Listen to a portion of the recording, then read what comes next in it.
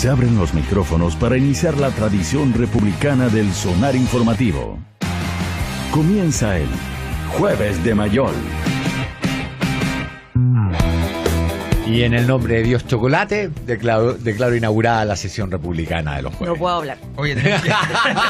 Agua, por favor. Bueno, claro, estoy con el cafecito. pasó lo siguiente, que en el día de ayer me llaman desde la recepción de esta radio para decirme que había una caja para mí y que qué relación tenía yo con la institución.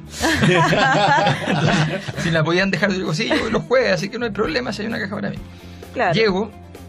Yo vi la caja ayer cuando llegué en la y de hecho todos se preguntan, ¿y esta caja? Y llego y descubro que la caja, hoy día al abrirla, ¿ya? Descubro que no es para mí. ¿Cómo? No, dice para Patricia Venegas. Para adentro. mí. ¿Ya? Y ¿Con qué explicación? con la explicación de que como yo había amenazado de que iba a traer chocolates para el café.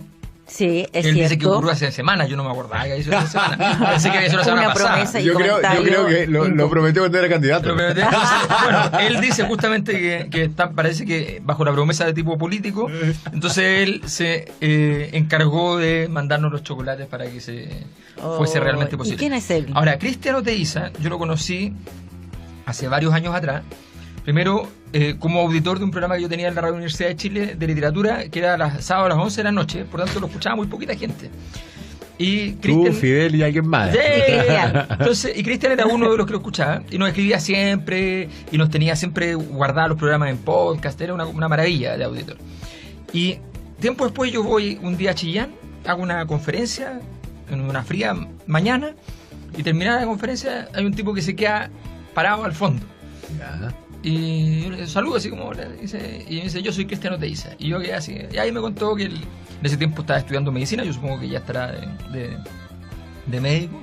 Y no sé si sigue en interno de medicina, Chillán. dice su bio en Twitter. Y además es un activo auditor porque a través de la cuenta de Twitter nos va comentando varias cosas. Es hecho, el que nos comentaba recién qué pasó con el servicio del Transantiago, que Sí, no sí, entró nunca a operar. Ahí él nos estaba aportando el dato, así que Cristian Oteiza, muchísimas Así que lo gracias cierto es que por con un estar buen ahí. café estamos ahora Disfrutando los chocolates. Así que Cristian. conversen ustedes porque yo voy a Sí, seguir la probando los Pati ya chocolates. está. Qué grande, Cristian. Un genio. Muchas Gracias, gracias, Cristian. compadre. El programa entero agradece. No, de todas Gracias maneras. por hacernos feliz esta mañana de día jueves. La dosis de cacao y antioxidantes que llega. Necesario.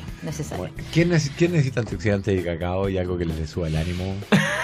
¿Estás hablando ahí afuera. ¿Estás hablando de ministros? Hay varios ministros que están necesitados de un estimulante. de impulsar la vida. A otros démosle rabotril, digamos.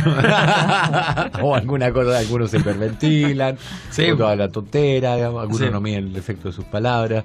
Y a mí me parece que como ocurrió, no sé si me estoy yendo en la volada como advirtió que no debía ser la Pauli, pero tal como la ola del 2011 pasó por arriba, mucha gente que ya se estaba ahogando cuando preguntaba de verdad, ¿viene una ola?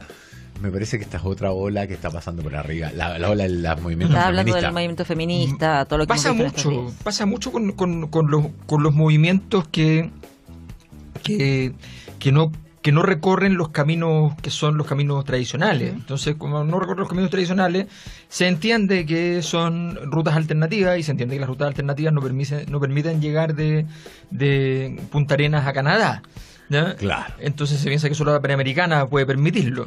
Pero resulta que en la vida social hay ocasiones muy contadas, evidentemente, no frecuentes, no hay que pasarse película de que todo esto es permanentemente posible, donde efectivamente de repente técnicamente se dice, se generalizan los valores. O sea, un grupo determinado, chiquitito, que tiene ciertos valores y que son valores contraculturales o subculturales, de repente logran la generalización de esos valores al resto de la población y entonces es una ola.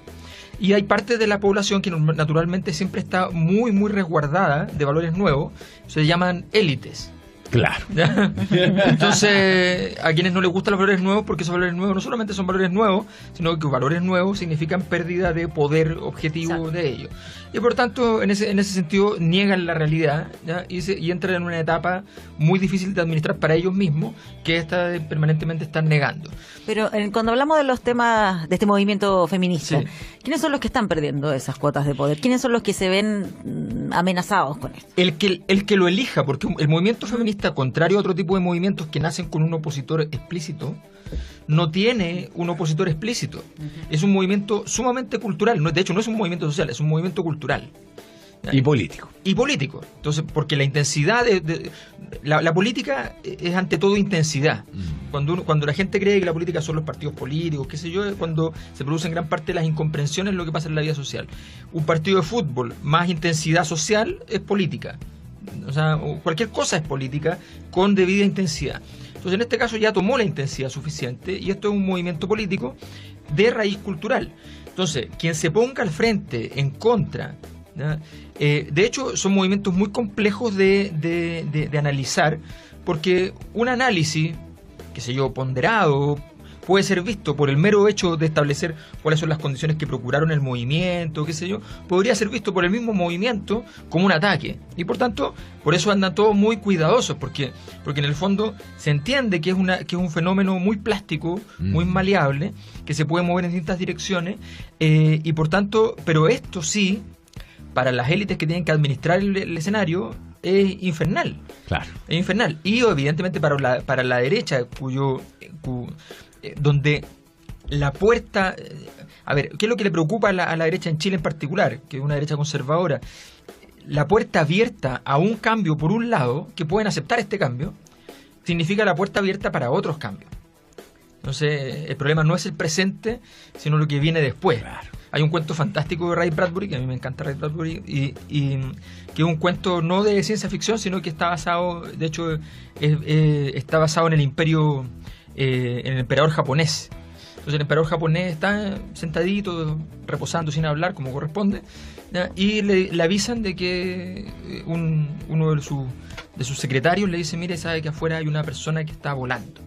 Entonces le dice: ¿qué es eso? Y salen y efectivamente hay un tipo volando, pero se había creado una máquina formidable, preciosa, y volaba delicadamente. Y lo hacen bajar y el tipo le dice, explíqueme cómo fue su máquina. Entonces le cuenta y el tipo, muy feliz de que el emperador le interese, le ofrenda su máquina y le dice: esto es para usted, no hay ningún problema, yo encantado. Y el tipo le dice: sí, muchas gracias, y lo manda a matar. Lo manda a decapitar inmediatamente. Entonces le dicen, bueno, el secretario dice: pero ¿cómo? Si este tipo además era un dulce, o sea, no. Entonces le dice: no, yo no le tengo ningún temor a él ni a su máquina, yo le tengo miedo a los que vienen después. Entonces ese es el temor de todo conservador. Y en ese sentido, entonces, estos movimientos que desestructuran, que desarman las bases de sustentación muchas veces de la vida cotidiana tal como funciona, sí, le complica a las élites y se manda. Solo a las élites lo pregunto porque uno ve también en algunos hombres, pero también en algunas mujeres críticas, dicen que aquí lo que está ganando son las miradas más radicales, que se está exagerando respecto a las demandas o a lo que se está planteando en estas movilizaciones feministas. A ver, es que yo creo que hay que evidentemente toda demanda cultural supone ciertos riesgos, porque cuando tú dices hay que hacer una serie de decretos, protocolos, en fin, que son evidentemente necesarios, el problema que tiene después es que tú los cambios culturales no los puedes hacer solo por decreto ni por protocolo. Pero eso es cierto, pero también es cierto que el anclar en un protocolo, un cambio cultural, es algo que te da garantías de que efectivamente se vaya produciendo. Entonces, son dilemas que tienen que resolverse con una sociedad que esté suficientemente capaz de generar diálogos a partir de este tema. Yo creo que el problema está en la capacidad de que sea una conversación sobre cada una de las temáticas que no destruya el sentido del humano. Lo que no puede ocurrir, ¿ya?, es que se transforme todo entonces en una especie de contrato de relaciones entre seres humanos. O sea, eso es lo que transformar todo en un sistema, ¿ya?, está súper demostrado sociológicamente, produce lesiones en el funcionamiento de la sociedad. la sociedad no es solamente una cosa que funciona.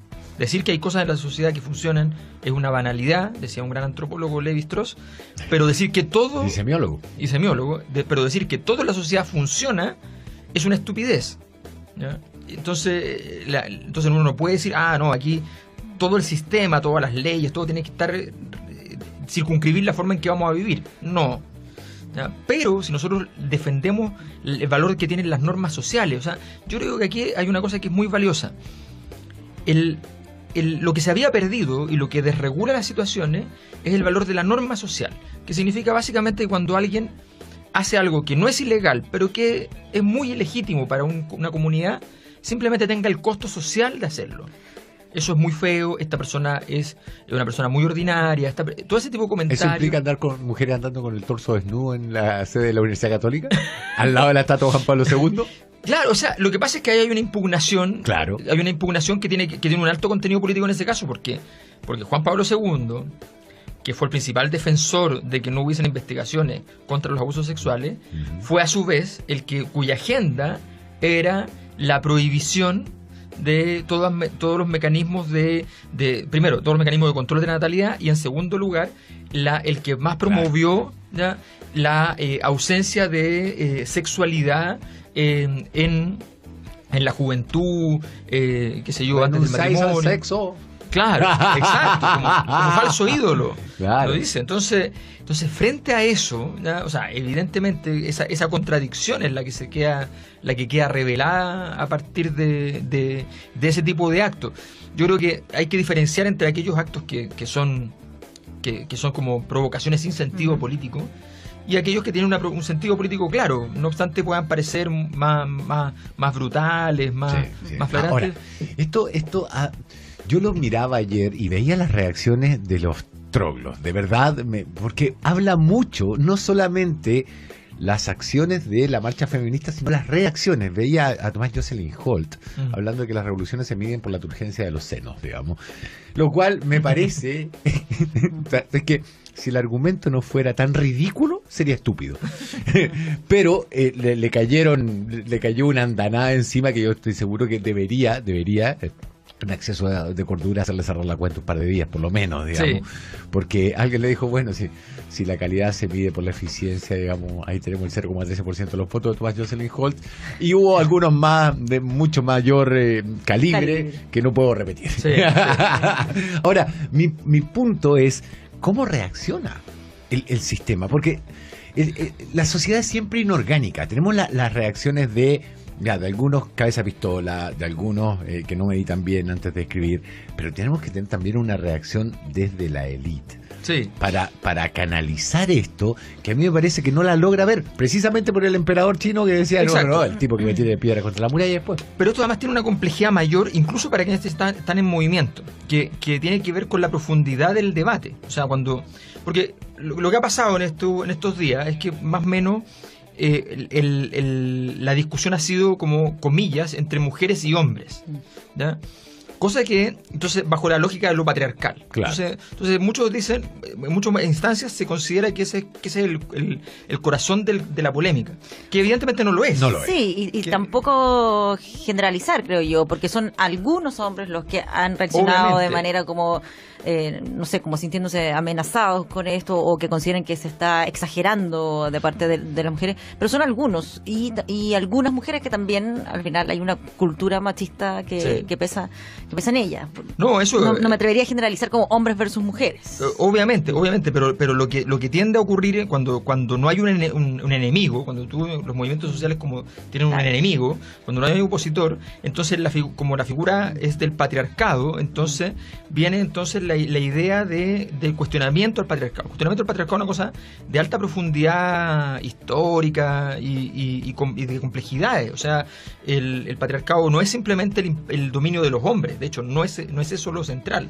Lo central del patriarcado es que el patriarcado en realidad es un sistema mixto, donde hay patriarcado público y matriarcado privado, ¿ya?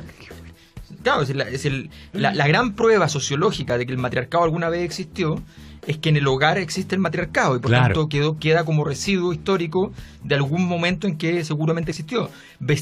Muchos vestigios no hay porque normalmente el patriarcado tiene mucha guerra y violencia y por tanto extermina todo lo que hay a su alrededor y por tanto no quedan vestigios de otras cosas. Y de hecho, el patriarcado se afianza con la llegada de la propiedad privada. Exactamente. Entonces, Las culturas nómades salían a ser matriarcales. Exactamente. Entonces hay una serie de investigaciones muy interesantes de las primeras académicas oficiales en Europa a principios del siglo XX, ¿ya? Entre ellas la súper destacada que se dedicaba a temas antropológicos, Marianne Weber, que fue la esposa de Max Weber, que fue la que ordenó toda su obra. Ella tenía una serie de teorías respecto al surgimiento, de hecho, la agricultura relacionada con la maternidad y una serie de otras cuestiones. Es una discusión súper interesante esa, y esa discusión yo creo que es valiosa porque aquí hay uno de los temas que yo creo que va a ser el más polémico, que quizás va a pasar colado al principio, pero va a ser el más polémico de la conversación, que son las solicitudes de reeducación en los entornos laborales, universitarios, ¿ya? Para los profesores, ayudantes, la reeducación. O sea, pero te refieres ahí a que, por ejemplo, no sé, al interior de las universidades o por lo que está pasando Claro. En las facultades de Derecho, que hayan charlas, debates, No, clases. ¿Cómo aterrizar Es que eso? ese es Porque el se habla punto, de la porque- educación no sexista, pero ¿cómo Porque a mí me parece se lleva súper a la interesante práctica? que haya debates. O sea, yo creo que cada académico con sus competencias, sus capacidades, entre en un debate va a ser muy fructífero. Lo que sería, a mi juicio, burocratizarlo, ¿ya? Sería, por ejemplo, decir, no, tienen que recibir clases de un profesor o profesora que es experto en temas y entonces tiene que cumplir una cantidad de horas. Yo creo que mientras esto tenga vida, ¿no? Tenga vida en el diálogo, en la conversación, en el estudio, ¿no? Es lo que le da potencia. El 2011 es bien interesante como fenómeno. Por ejemplo, el 2011 parte con los estudiantes estando en contra de la gratuidad. Esa es la verdad no confesa, ¿ya? Pero la verdad así investigativa es que los estudiantes estaban en contra de la gratuidad. Y después de un mes de paros, tomas y conversación, en el contexto de esas conversaciones muy intensas de una cantidad de miles de horas de trabajo entre estudiantes y con académicos, se dan cuenta de que es evidente de que estaban equivocados y que el tema era nunca más el arancel diferenciado y sí o sí la gratuidad. Y se transforma en una convicción cultural. Entonces, esos aprendizajes, coartarlos a partir de una certeza previa, Ya. ¿no? Eso es problemático. Por eso es tan sea, interesante que esto mantenga su vitalidad y su sentido En el debate. En el debate. En el debate. O sea, yo ya me estaba tratando de imaginar la solución institucional, así como clases de lo que es acoso y lo que no es acoso, que es una cosa bastante difícil de definir. Y Claro. después, zonas donde está permitido el galanteo y zonas donde no. Exacto. O sea, pero para definir Claro. los protocolos se supone que abordan ese tipo de detalles. Algo de cosas así van a Sí. ver. Claro. Pero el protocolo, es que por eso, el protocolo es Zona una de no cosa. fumadores y no galanteo. Además que eso está más o menos resuelto a nivel internacional. O sea, tú vas en cualquier universidad, esta discusión se dio hace 10 años en otras partes. Entonces tú vas y vas a ver todas las condiciones en las cuales se dio esta discusión. Y efectivamente tú podrás innovar en 2 o 3 cosas, pero en general vas a llegar más o menos a los mismos acuerdos. Y es una costumbre, y ojo, que aquí se habla como de ciertos sujetos que son los que son objeto de esta transformación. Esto es una transformación mucho más masiva. O sea, evidentemente requiere también una determinada mirada a nivel del estudiantado, una determinada mirada. Hay muchas complejidades que tienen que ver con las agresiones sexuales a nivel de los estudiantes, entre estudiantes, y no solo con agresiones sexuales, también las agresiones en general. O sea, esto es una conversación que tiene que ver con la violencia por un lado y con la discriminación por el otro, y ambas cosas juntas también. Y eso es lo que hay que hablar. Claro, uno de los puntos que ayer se conoció es que se está buscando que en la Cámara de Diputados también se actualicen los protocolos y que incluya a los parlamentarios, porque hasta ahora, en caso de una denuncia de acoso, esto solamente aplica para los funcionarios, Exacto. pero los parlamentarios no. Y ahí también se abre todo un escenario de debate de qué tipo de sanción debiese recibir ese parlamentario si es que se hace una investigación y se descubre que es responsable de un hecho de acoso. ¿Por qué han quedado excluidos de la normativa de este tipo de temas? ¿Deben estar los parlamentarios incluidos no en ese tipo de protocolo? O sea, yo creo que es evidente que hoy día ese protocolo no debe excluir a nadie. No puede. No puede excluir a nadie. O sea, menos a los legisladores. Y eso va a significar una revolución, efectivamente, en muchos lugares donde el uso del poder como catalizador ya de relaciones... Como embellecedor de feos.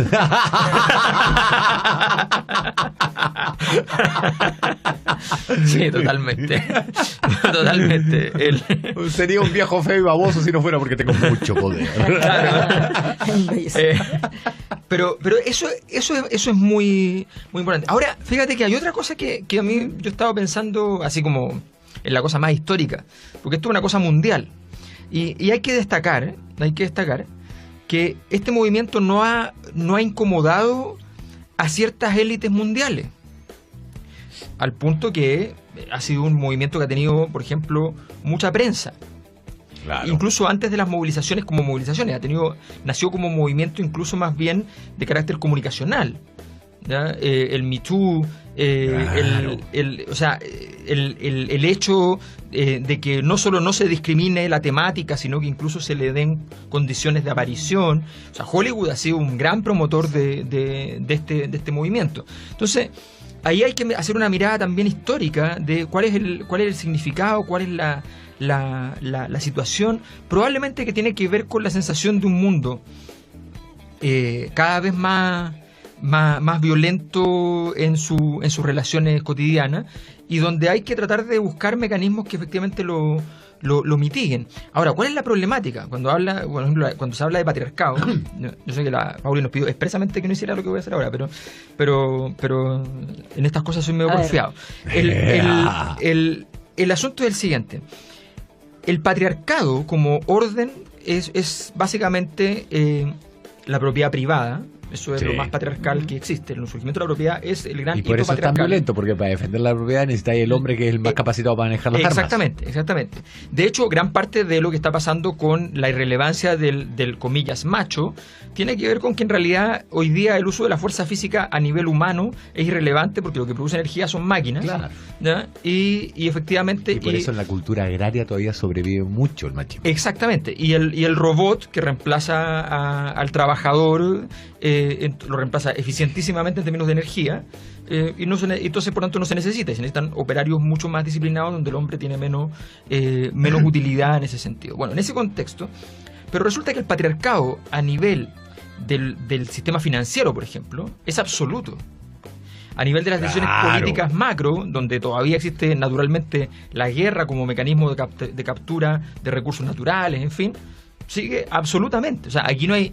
Es interesante porque se produce un cuestionamiento en la vida cotidiana, donde estamos nosotros, pero a nivel de los grandes sistemas mundiales no llega esa discusión. Llegará en los directorios de las empresas deben haber mujeres. De verdad eso es banal para efectos del funcionamiento del patriarcado a nivel global. Es completamente banal. Sí, claro. Llegará en muchos aspectos, llegará en formas de leyes de cuotas a ese nivel.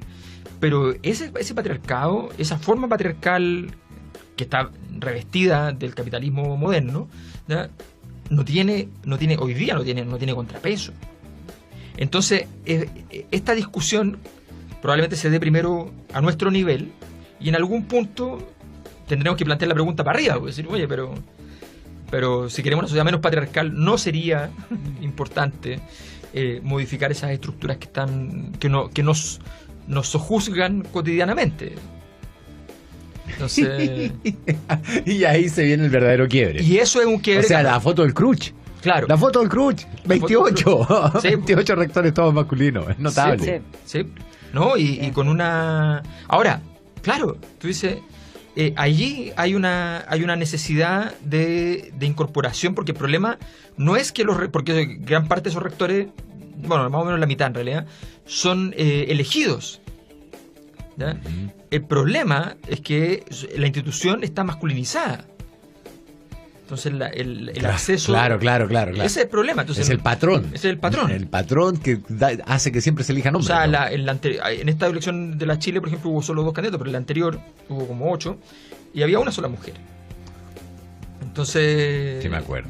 Entonces evidentemente hay un patrón que se tendrá que ir modificando, porque claro, hace 50 años era más o menos entendible porque efectivamente en el mundo profesional habían menos mujeres, entonces por tanto en el mundo académico se daba todo eso, pero el mundo académico es un mundo que tiene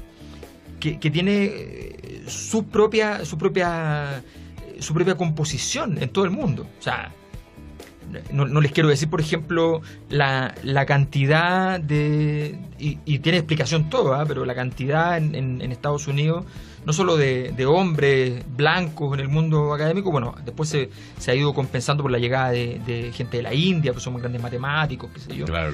Pero la mayor parte de ellos, por ejemplo, o son ateos o profesan la religión judía, por ejemplo. Porque el judaísmo es una religión intelectual. Entonces está lleno de intelectuales que provienen de esa religión. Entonces está lleno de esos sesgos que se van produciendo y que en algún punto habrá que efectivamente decir, bueno, ¿cuánto lesionan o no lesionan las formas que llevamos la vida cotidiana este tipo de sesgos? Que insisto, muchas veces no nacen de la maldad humana.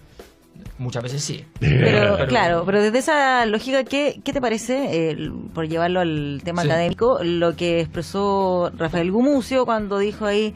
a ver, ¿dónde está la frase? Pero donde hablaba... aquí está, son movimientos de mujeres más bien solteras, sin hijos, ni demasiados problemas económicos ni sociales, sino que sienten una opresión, que esto deja bastante que desear, minimizando, bajándole ahí el perfil a lo que es toda esta movilización. Y te lo pregunto porque provocó una reacción tal que incluso algunos decían que abandone la universidad. Esto se había dicho sobre un movimiento feminista de parte de las propias feministas antiguamente. Sí. Lo que dijo Gumucio y la necesidad de tener que pedir disculpas es una muestra de lo inestable que está esta mezcla, que te puede explotar en la cara en cualquier momento. Lo que él dijo no es una mentira.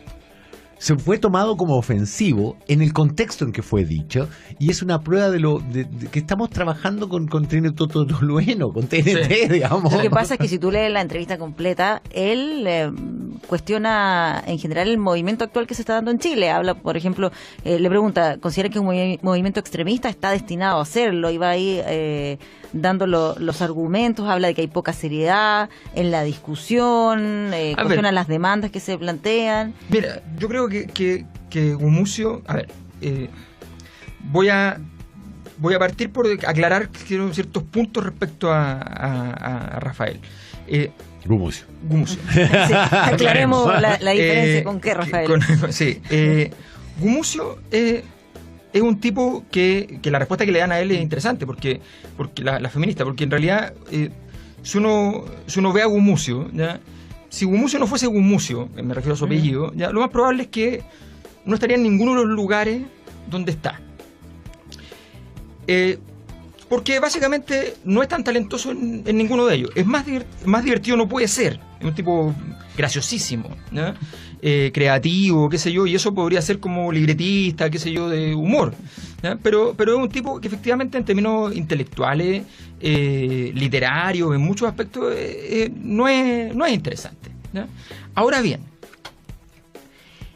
pensar que un intelectual, por más que considere que no tenga suficiente peso, pero ya está articulado como intelectual, que un intelectual no puede expresar, aunque sea una opinión completamente estúpida, banal, aberrante, qué sé yo, pensar en aquello es absurdo. Pensar que eso es una causal para echarlo de la universidad es absurdo. Lo interesante es que se produzca esa conversación. Lo interesante es invitarlo a un foro donde él tenga que expresar aquello. Su comentario, si uno lo toma sin contexto, es idéntico a los comentarios. Me tocó hacer una investigación hace poco sobre el movimiento feminista en Chile en 1900, 1910 y hasta 1920 más o menos. Fundamentalmente, en ese momento, bien muy vinculado al movimiento de trabajadores. y el origen desde allí del movimiento de sufragistas que termina con el derecho a voto de las mujeres. Las críticas que se le hacían a las mujeres en ese momento, en los diarios, eran exactamente estas.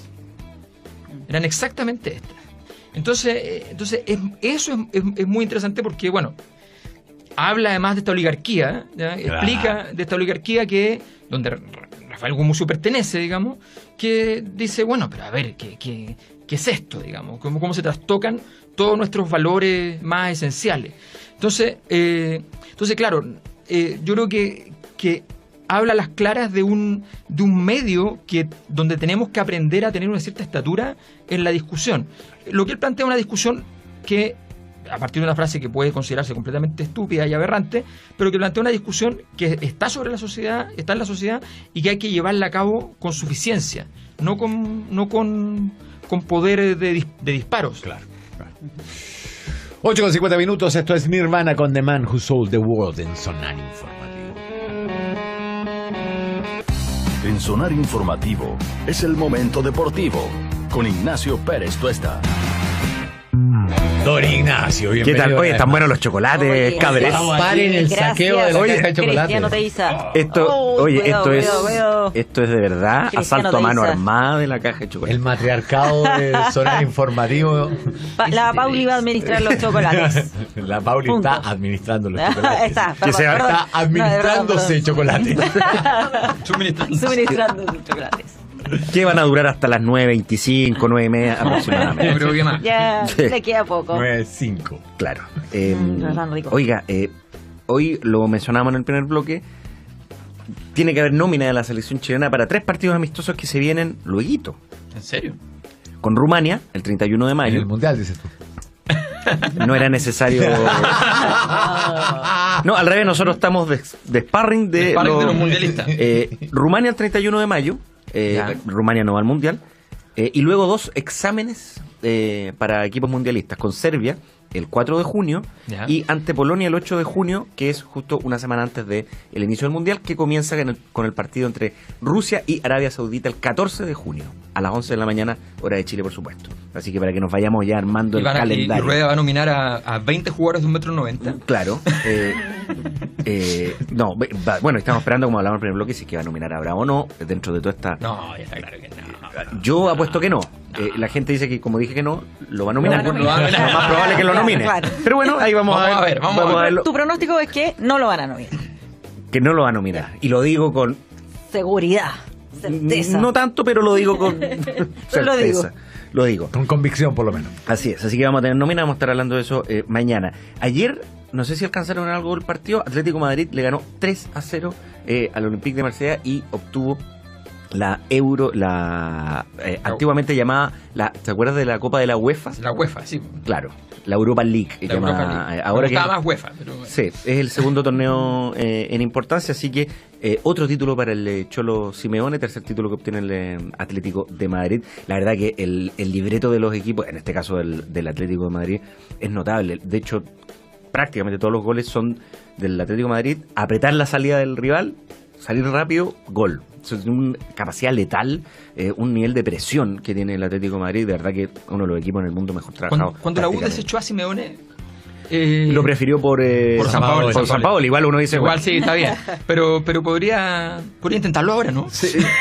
Pero San Paolo me parece que no tiene intenciones de volver a Sudamérica, a dirigir a Sudamérica. Así que bien por el Atlético de Madrid, que le ganó ayer entonces al Olympique de Marsella. ¿Sabe quién se retiró? O sea, ¿quién dijo que ya no sigue en la Juventus? Gigi. Gianluigi Buffon, que lamentablemente se quedó sin mundial, que eso, sin poder disputar su último mundial, que era lo que quería, no pudo ganar la Champions. Y Salas le mandó saludos. Así es. Y después de 17 temporadas, dice adiós a la Juventus. Sí. Ganó 19 títulos. 19 títulos locales con la Juventus, entre Copas de Italia y Serie A. Y ganó la Champions. Y además, el sábado dijo, va a ser mi último partido, que juega contra el Verona, a los 40 años, pero todos dicen, bueno, último partido de la Juventus. ¿Qué va a hacer Gigi Buffon? Se retira, se va, y dijo... Tenía ofertas, ¿no? Dijo, yo pensé retirarme el sábado, pero he recibido tanto cariño y tantas ofertas, y la más importante, dijo, es de la propia Juventus. Es decir, lo más probable es que el sábado... Cargo. Claro, obviamente que se quede en algún cargo directivo, gerencial. O sea, Gigi Buffon es la Juventus, digamos.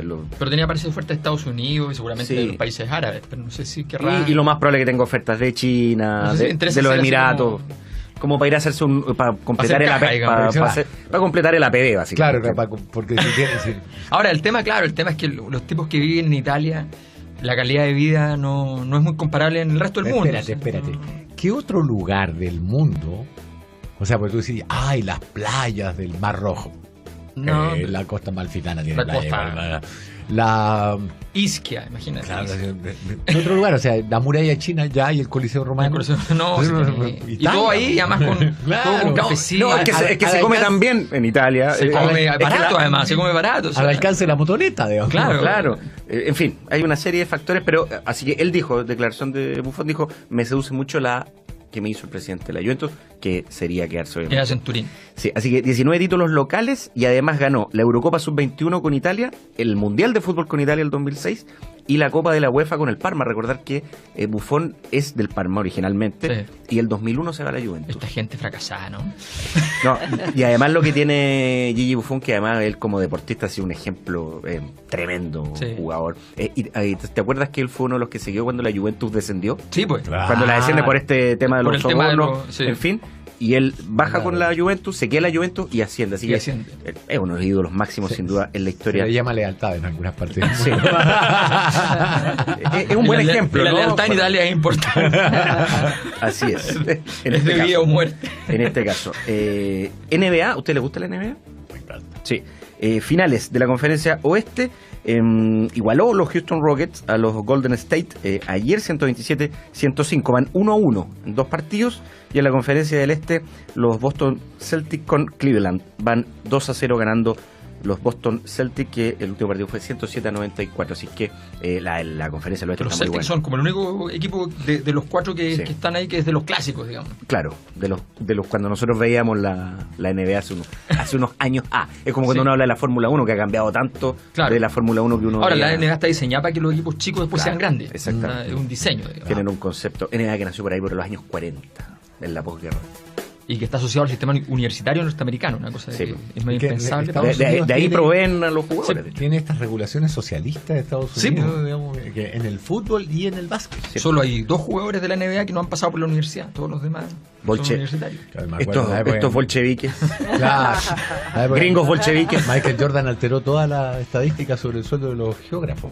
Sí, en serio, como él era geógrafo y tenía un sueldo, digamos, un poco más alto que la media. Le daba para subir al promedio todo el mundo. En fin. Oye, me despido, ¿me puedo dar un chocolate? Pero que puedo, Paulio, ¿no? Ya. La mitad. Ya, voy a elegirlo después porque voy a ver cuál es bueno o no. Pero sin manosearlo. No, pero como el pan. A ver, deme este pancito y manosear la yula. Probando ahí. Ya, chao. Don Alberto. Muchas gracias. Muchísimas gracias. Muchas gracias. Ignacio, por favor. A ti. Esta es gente despierta. Estás en el Sonar Informativo.